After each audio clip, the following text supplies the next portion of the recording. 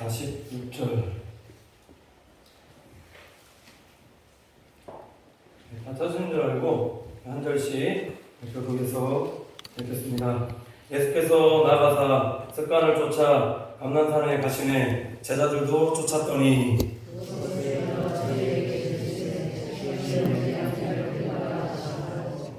저희를 떠나 돌 돌질만큼 가서 무릎을 꿇고 기도하여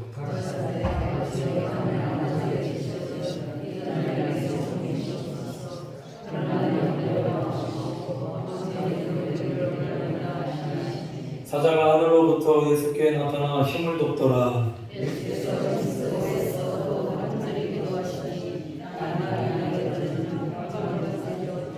기도 후에 일어나 제자들에게 가서 슬픔을 인하여 잠든 것을 보시고 어찌하여 자느냐 시험에 들지 않게 일어나 기도하라 하시니라. 아멘. 말씀에 특송 주시면 감사하겠습니다.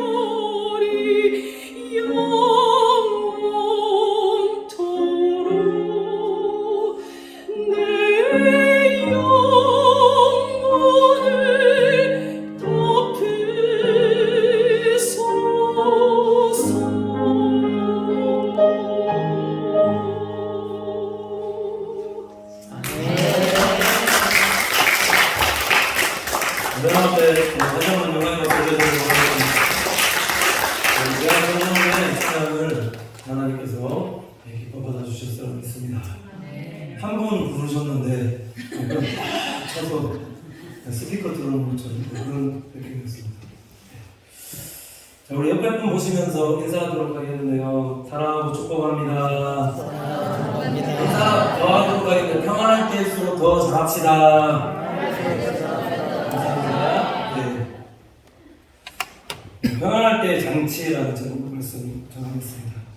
최근에 사사기를 강의하면서 깨닫는 게 있습니다. 이스라엘 백성들의 삶을 보면은 이렇게 말씀 늘 나오거든요. 또 여호와의 목전에서 악을 행하여 하나님께서 기뻐하지 않는 삶을 계속해서 반복하면서 살아가는 겁니다. 그러면은 고통 가운데 부르짖으면서 하나님께 기도할 때 하나님께서 다시 사사를 준비하셔서 그래서 다시 태평성대 가운데 살게 하여 주시는데 중요한 것은 태평성대가 오래되어지면 되어질수록 이것은 하나님께서 주신 평안이구나 라고 이스라엘 백성들이 생각해야 될 건데 그래서 더 하나님을 가까이 하고 하나님을 잊어버리지 않는 신앙생활이 되어져야 될 터인데 그렇게 하지 않고 태평성대가 오래 지속되어지면 되어질 수 있도록 되어지면 되어질수록 하나님 잊어버리고 하나님 떠나고 하나님 가까이 하지 않고 하나님을 망각하게 되는 그런 삶을 계속 반복하게 되더라는 겁니다. 이거 왜 그렇지? 왜 그럴까? 중요한 사실은 하나님께서 이스라엘 백성들이 하나님을 잊어버릴까봐 가시와 같이 남겨두셨다라고 말씀하시던 족속이 있었는데 그게 가나안의 7 족속들이었다는 거죠. 주변에 가나안의 7 족속들을 남겨두시고 이방 족속들을 남겨주셔서 이스라엘 백성들이 하나님으로부터 마음이 떠날 때마다 하나님께서 찌르셨다라는 겁니다. 찔러서 경고하시고 그래서 이들에게 지배당하게끔 하시고 고통당할 때 부르짖으면 또 다시 사사를 보내셔서 구원해 주시고 회복시켜 주시고 계속 이 삶의 연속이었다는 거죠. 그래서 제가 말씀 준비하면서 왜 이스라엘 백성들은 고통 당할 때만 이렇게 부르짖고 하나님을 찾는가에 대한 의문이었습니다. 고통 당하기 전에 평안할 때 더 하나님께 자꾸 부르짖었다면은 하나님께서 그 평안한 삶을 계속 지속할 수 있게끔 그렇게 만들어 주셨을 텐데 꼭 보면은 평안할 때 하나님 찾지 않고 그러다가 고통 당하면은 그때만 하나님을 찾는 좀 제가 이런 표현으로 좀 드리면 조금 죄송할 수 있죠. 어린아이와 같은 그런 모습의 이스라엘 백성들의 그런 모습이었다는 거죠. 왜 이렇게 고통 당할 때만 부르짖었을까? 그래서 평안할 때 하나님을 잊어버리지 않고 살 수 있는 우리만의 장치는 없을까? 그래서 오늘 말씀의 제목이 평안할 때의 장치입니다. 평안할 때 우리가 어떻게 하면은 하나님을 더 기억하면서 하나님 앞에서 우리가 더 하나님을 가까이 하는 그런 삶을 살아갈 수가 있을까? 그래서 묵상하다 보니까 예수님께서 어떤 삶을 사셨는지 살펴보니까 예수님은 어떤 삶을 사셨느냐? 평안할 때 뭐 하셨냐면 금식하시더라고요. 마태복음 9장 14절에서 15절 말씀 이렇게 말씀하고 있는데 그때 요한의 제자들이 예수께 나와 가로되 우리와 바리새인들은 금식하는데 어찌하여 당신의 제자들은 금식하지 아니하나이까? 예수께서 저희에게 이르시되 혼인집 손님들이 신랑과 함께 있을 동안에 슬퍼할 수 있느뇨. 그러나 신랑을 빼앗길 날이 이르리니 그때는 금식할 것이니라. 그래서 중요한 사실을 말씀해 주시고 있는데 우리가 어느 때에 하나님 앞에 금식해야 할 것인가에 대한 말씀인데 혼인집 손님들이 신랑과 함께 있을 동안에는 슬퍼할 수 있느냐라고 예수님께서 말씀하신 것은 당시에 요한의 제자들과 바리새인들은 이 삶을 살펴보면은 한 주에 정기적으로 일주일에 월요일하고 목요일은 꼭 규칙적으로 금식하는 그 삶을 살았다라는 겁니다. 금식이 그만큼 영적으로 좋은 것이기 때문에 그래서 바리새인들이 그렇게 하고 있는 것이었음에도 불구하고 요한이 그것을 자신의 제자들에게 가르쳤다라는 것입니다.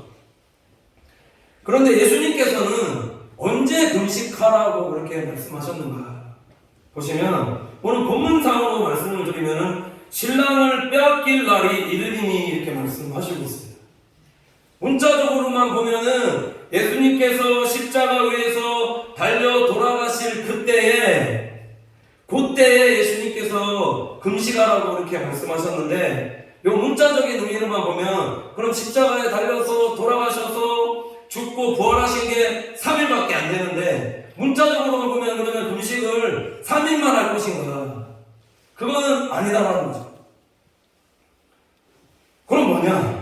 영적으로 본다면 우리 신앙생활에 예수 그리스도를 빼앗긴 것 같은 그때에 하나님이 더 이상 우리 인생 가운데 필요가 없다고 생각할 그때 그것이 평안한 상태든 아니면 하나님에 대해서 무감각해진 상태든 그때 예수님께서 금식하라고 이렇게 말씀하십니다. 이걸 조금 다르게 말씀을 드려보면은 우리가 하나님에 대해서 무감각해지고 하나님 없이 살 때가 언제가 더 크냐라는 겁니다. 고통당할 때 우리가 더 하나님을 잊어버리고 사느냐라는 거죠. 그건 아니다라는 겁니다. 고통당할 때 보면은 더 하나님 앞에 나와서 부르짖고 하나님 찾고 하나님께 간구하는 그런 삶을 살지 않느냐라는 겁니다. 고통당할 때는 기도하더라는 거죠.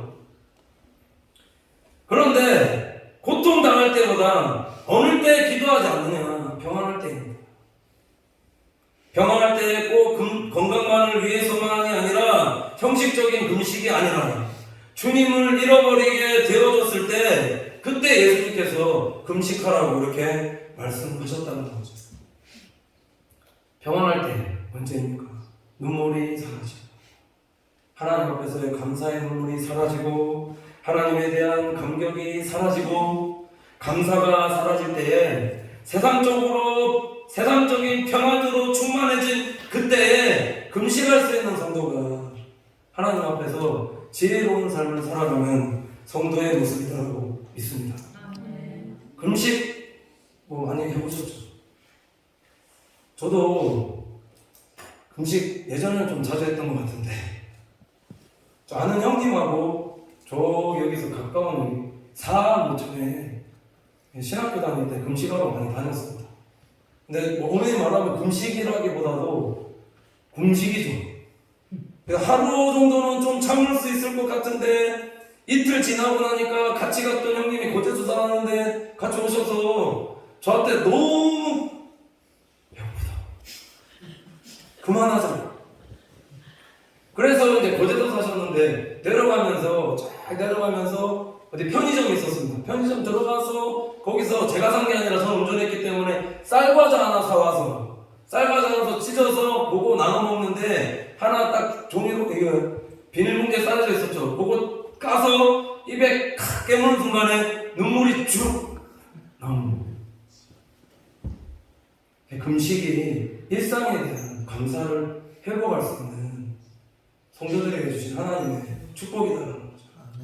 그래서 이 고난 기간 동안에 우리가 더 하나님 앞에 더 나아갈 수 있는 것은 평안할 때일수록 기도하러 더 나오시고 일주일에 시간 정해서 조금이라도 하나님 앞에 금식하면서 기도할 수 있는 우리 믿음의 성도들 되시기를 간절히 축원을 드립니다. 또 우리가 평안할 때 어떻게 하면은 주님을 잃어버리지 않고 살 수 있는가에 대해서 예수님께서 말씀하시고 가르쳐 주시고 있는데 그게 뭐냐면 습관을 쫓아서 기도하는 성도들이 되는 것이다. 왜 그러는가? 예수님께서 늘 습관을 쫓아서 기도하셨는데 오늘 본문 누가복음 22장 42절 말씀에 보면은 이런 말씀이 있습니다. 가라사대 아버지여 만일 아버지의 뜻이거든 이 잔을 내게서 옮기시옵소서. 그러나 내 원대로 마옵시고 아버지의 원대로 되기를 원하나이다 하시니 예수님께서 습관을 쫓아 기도하신 것은 이것은 내 뜻이 아니라 하나님의 뜻이 이루어지게 하기 위해서 예수님께서 습관을 쫓아서 기도하시는 거다라는 거죠. 이걸 다르게 말씀을 드리면 내 뜻은 늘 평안한 삶이고 십자가 없는 삶이고 십자가에 달리지 않고 영광을 받는 삶이다라면, 하나님의 뜻은 평안한 삶이 아니라 온 인류의 죄와 허물을 위해서 십자가에 달려 죽어야 되는 사명을 감당하는 삶이셨다라는 겁니다.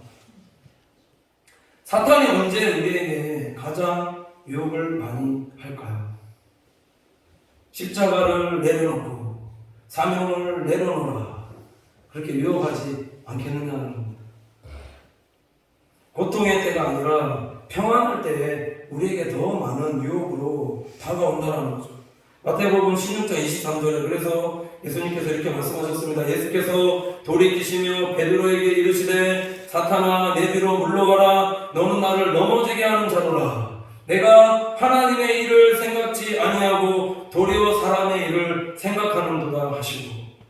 왜 예수님께서 지금 베드로에게 사단아 물러가라고 이렇게 책망하셨냐면, 이 말씀 잘 묵상해 보면은 베드로가 신앙 고백을 했을 그 이유입니다.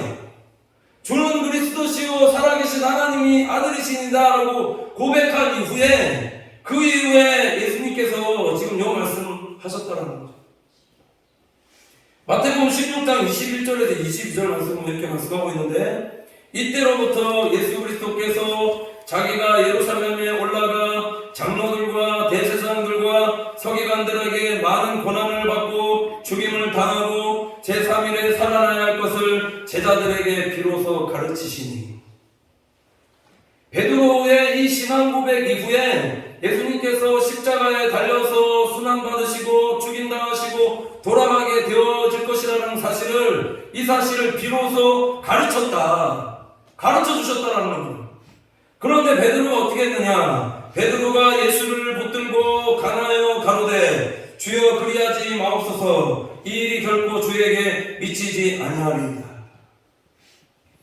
베드로의 신앙 고백 이후에 예수님께서 많은 고난을 받고 죽임당하고 3일 만에 살아날 것을 가르치실 때에 베드로가 예수님을 붙들고 강하여 주여 그리 마옵소서, 이 일이 결코 주에게 미치지 아니하리라 라고 말씀하고 있는 것은 십자가의 사명이 아니라 평안한 삶을 살고 영광만 누리라는 것을 베드로가 생각하고 예수님께 말하였을 때, 예수님께서 그래서 사탄아 물러가라, 그렇게 예수님께서 제 베드로를 책망하셨다는 겁니다. 예수님께서 이런 내 뜻대로 살고자 하는 평안한 삶의 유혹과 이것으로부터 오는 시험을 어떻게 물리치셨는가? 어떻게 기도할 때도 하나님 내 뜻대로 마시고 하나님 뜻대로 되어지고자 원하나이다, 그렇게 기도하고, 베드로로부터 이렇게 십자가 지시 마시고 그냥 세상 왕으로부터 영광을 받아 누리시옵소서라는 이런 유혹에, 이런 시험에 어떻게 이 시험들을 예수님께서 물리치시고 이기셨느냐 라고 말씀하는 것은, 이것이 습관을 쫓는 기도 생활이라는 거죠. 습관을 쫓는 기도 생활이 우리의 신앙생활의 나태함에서 벗어나 하나님의 사명을 재확인하고 감당할 수 있는 믿음의 사람들로 그렇게 살게 한다는 겁니다. 왜 습관을 쫓는 삶이 중요하냐면, 우리의 사람의 육이라는 게 그렇습니다. 육이라는 게 어떠느냐? 하루 동안에, 이건 목회도 마찬가지입니다. 하루 동안에 기도하는 삶을 살지 않으면 어떤 반응이 일어나냐? 자꾸 그 하루 동안에 육체의 소욕대로 살고자 하는, 평안한 삶을 살고 싶어하는, 그게 꼭 환경과 여건에 관계된 그런 문제가 아니라 내 하루의 삶 동안에도 육체적으로, 육신적으로 평안을 누리고자 하는 계속 그 삶의 반복이고 연속이다. 우리가 습관을 쫓아 기도하지 않으면 그런 시험과 하나님의 일에 대한 그 사명에 대해서 우리가 그 사명을 잘 감당할 수 있는 사람이 되어줄 수 없다는 거예요. 그래서 늘 습관을 쫓아서 기도할 수 있는 성도들이 되셔야지만 이런 사단의 유혹으로부터 하나님의 사명을 감당하는 결정적인 유혹으로부터도 승리할 수 있는, 사명을 잘 감당할 수 있는 우리 믿음의 성도들이 되어줄 수 있다는 거죠. 아멘. 꼭 고난주간 때만이 아니라 고난주간에 나와서 새벽 기도하고 저녁에 나와서 또 기도하고 이런 것도 중요하지만 늘 우리가 습관을 쫓아서 기도하는 삶을 살아야 될 이유가 여기 있다는 겁니다.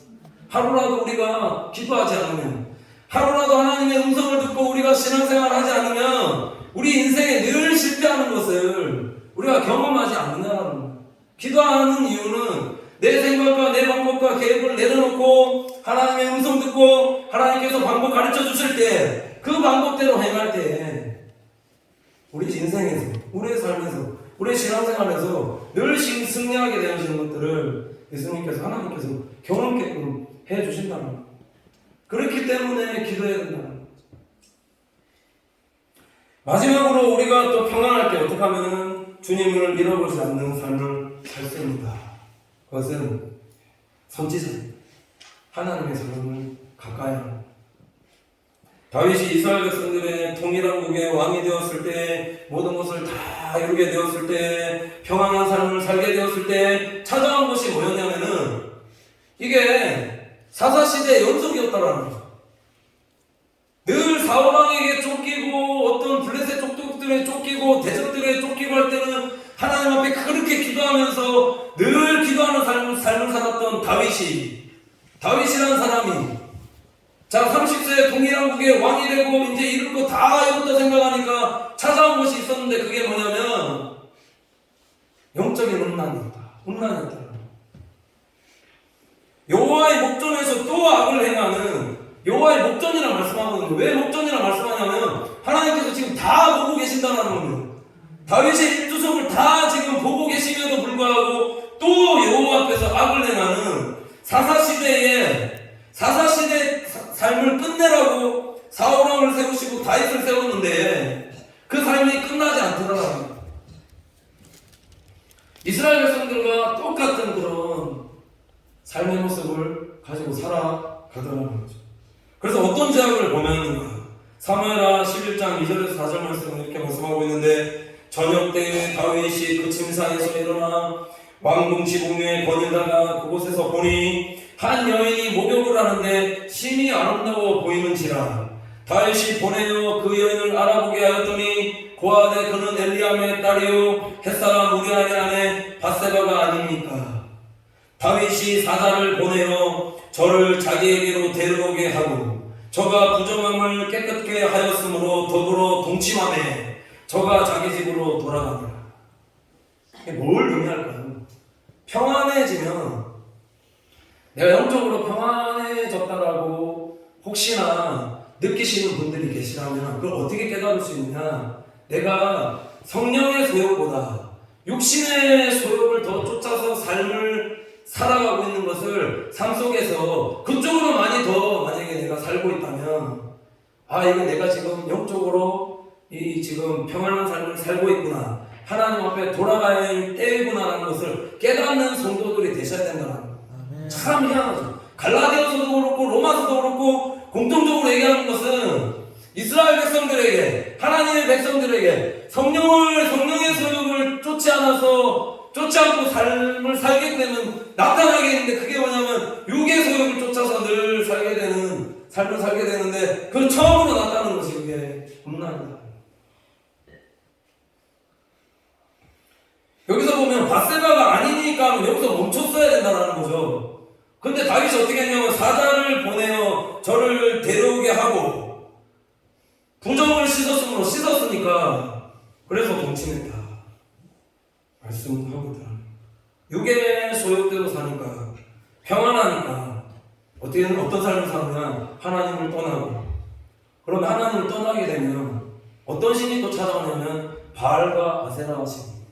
평안할 때 바알은 풍요의 신이요 아세라는 쾌락의 신이요 음란의 신이요. 평안할 때 혹시나 풍요 가운데 있을 때 내가 뭔가 하나님 앞에 평안한 삶을 살아간다 생각했을 때 뭔가 내가 이쪽으로 치우치는 삶을 살고 있다면 그때가 하나님께 돌아가야 될 때다라는 것을 깨닫고 돌아올 수 있는 성도들이 되셔야 된다는 거예요. 하나님은 지금 구하셨는데도 불구하고, 하나님 살아계신데도 불구하고 악행을 여기서 멈추지 않고, 우리 아내는 동치만 않고 우리 아를 어떻게 했나 전쟁의 일선에 내보내서, 여호와의 목전입니다.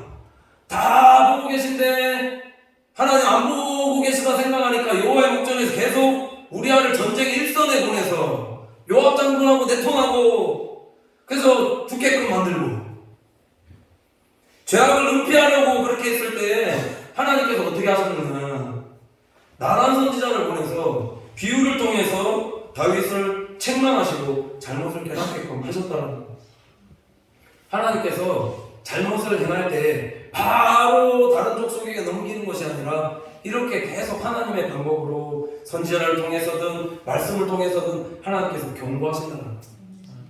그 사무엘하 12장 10절 13절 말씀에 이렇게 말씀하고 있는데, 하나님께서 다윗에게 뭐라 말씀하시냐면 나단 선지자를 통해서 이렇게 말씀하시는데, 이제 내가 나를 업신여기고 햇사람 우리아의 철을 빼앗아 네 철을 삼았은즉 칼이 내 집에 영영이 떠나지 아니하리라 하셨고, 경고하셨다. 여호와께서 또 이처럼 이르시기를 내가 내 집에 재화를 일으키고라는 건 재앙을 일으키게 하시겠다. 내가 내 처들을 가져 내 눈앞에서 다른 사람에게 주리니 그 사람이 내 처들로 더불어 백주에 동침하리라. 다윗이 행한 그대로 하나님께서 갚으시겠다는 거죠. 근데 중요한 건 뒤에 뭐라 말씀하시냐면, 너는 은밀히 행하였으나 나는 이스라엘 무리 앞 백주의 이 일을 행하리라 하셨나이다. 다윗이 나단에게 이르되 내가 여호와께 죄를 범하였노라 하매, 나단이 다윗에게 대답하되 여호와께서도 당신의 죄를 사하셨나니 당신이 죽지 아니하리라. 이렇게 말씀하고 있는데, 요 말씀만 싹 정리해서 지금 말씀해드리면, 다윗이 선지자가 경고할 때 회개하겠다. 평안할 때, 죄를 범하였을 때 선지자들과 하나님으로부터, 아니 혹은 하나님의 말씀으로부터 기도할 때 혹시 책망하시는 하나님의 경고와 그 책망을 듣고 돌이킬 수 있는, 깨닫고 돌이킬 수 있는 성도들이 되셔야 된다는 거죠. 자, 보시면 다윗이 나단을 죽일 수 있는 권력을 가지고 있었습니다. 왕인데. 그 지적했을 때 이게 죽인 게 아니라 권력을 가지고 있음에도 불구하고 그 나단, 바른 말하는 나단 그냥 확 쳐서 죽였으면 계속 태평성대에 살 거 아닙니까? 세상적으로 볼 때는 태평성대에 있겠지만 하나님 보실 때는 아니라는 거죠. 하나님 떠나서, 그게 하나님 떠나 있는 것이, 그게 평안한 삶을 사는 동안 하나님 떠나는 것이 그게 진정한 평안이 아니다라는 것을 깨닫지 못하고 살 때는 하나님께서 다른 큰 나라를 통해서, 그게 사사기의 역사입니다. 큰 나라나 사람이나 다른 것들을 일으켜서서 교만을 낮추시고 회개끔 하시고 돌아오게 하시는 것이 그게 하나님의 방법이다라는 겁니다. 그래서 우리가 빨리 깨달아야 될 것이 무엇일까요? 경고하실 때, 평안할 때, 하나님은 이스라엘 백성들이 평안하게 살길 원하신다는 거죠. 그 삶이 계속 지속되기 원하시는데 기억해야 될 것이 뭐냐? 하나님이시다. 하나님 기억하고 살 때에 평안을 지속하여 주시지만, 하나님 잊어버리고 하나님 떠나게끔 되어지면 평안하다라고 생각했던 그 삶이 평안한 삶이 아니라 언젠가는 심판하게 되어질, 그 속에서 살고 있는 것이기 때문에 그것이 진정한 평안이 아니다라는 거죠. 결론을 내주면 이렇습니다. 금식도, 습관을 쫓는 기도도, 선지자를 가까이 하는 것도, 이것의 모든 출발은 평안할 때 하나님을 기억하는, 그래서 다시금 하나님께서 주시는 진정한 평안 안에서 살게 하시는 하나님의 장치임을 깨닫고, 그래서 우리 고난주간 기간 동안에 금식하시고 더 습관 쫓아서 기도하시고 하나님 말씀과 가까이 하는 삶을 살아서 하나님께서 기뻐하시는 진정한 평안과 행복을 누리며 살아갈 수 있는 우리 믿음의 성도들이 다 되시기를 간절히 축원을 드립니다. 이렇게 찬양하고